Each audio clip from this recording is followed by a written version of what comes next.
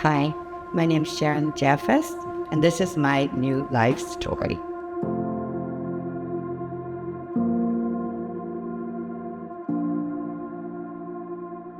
I want to talk about how I came to know the Lord, and it's very interesting, I think, because my parents, my dad was an executive with Firestone Tire and Rubber Company, and he climbed a corporate ladder without even a degree.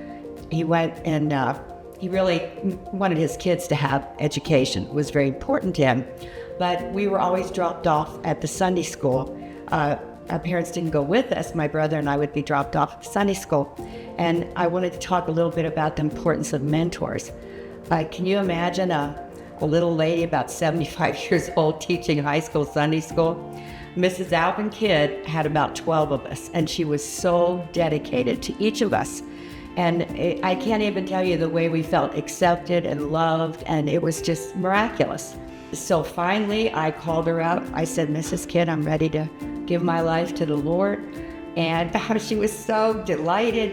And I ended up going to John Brown University, which was the college that our church really supported a lot. John Brown University in Salem Springs, Arkansas, and getting an art education degree.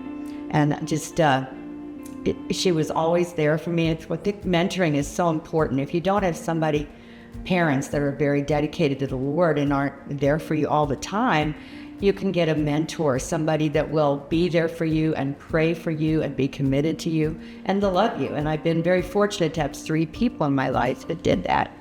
The second one, when I started teaching, I was miraculously got a job in Fayetteville, Arkansas, which was a university town. Very hard to get an art teaching job. But I got this amazing job, and I remember my principal took me in and said, here's your head teacher, here's your mentor. And here is this room filled with children at recess, actually studying and happy. And Jo Gwynn was my second mentor, and she was an amazing lady. She taught me that if a child has one person who believes in them, they can make it. And she was that one person for so many children. Always had such good wisdom in life, and when you're young, you really need that. There's wisdom in counsel. Then I ended up getting married for 25 years, and we traveled all over the country, and he was killed at a really bad accident, and I lost my dad and my husband very close together. It so happened that my Jo Gwynn, the person who was my mentor, we've tried to have her come to see me, and the only time we could fit in, weeks in advance, was the week after he was killed. And it was like the Lord had her there when I absolutely needed her the most. So then, as my life went on, I got a job traveling for the Landry Academy, teaching art all over the country pretty much. And then the Lord brought this wonderful, amazing lady who had been a community organizer in Chicago, and the Lord told her to move to Salem, Missouri and start a prayer ministry. She was so strong, and she just was just meant the world to me. And I do have pictures of her, and a mentor, I think, is somebody too who will tell you honestly, this is not a good idea. You don't want to do this. This would be better. And whenever you're going through things, just to have somebody like that that's lived about 20, 30 years more than you and has been through a lot more, and if they really care, it's such a wonderful thing.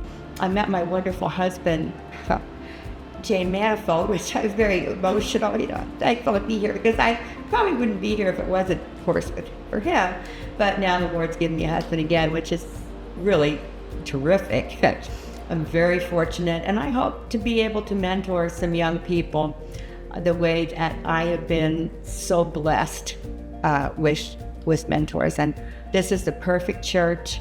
Pastor Troy, I always say about him, you might want to edit this, but he's the most non-boring preacher I've ever heard. It's not boring. It's very good, especially for young people. So he's just excellent. So this is a great church to come to and feel very welcomed and very loved.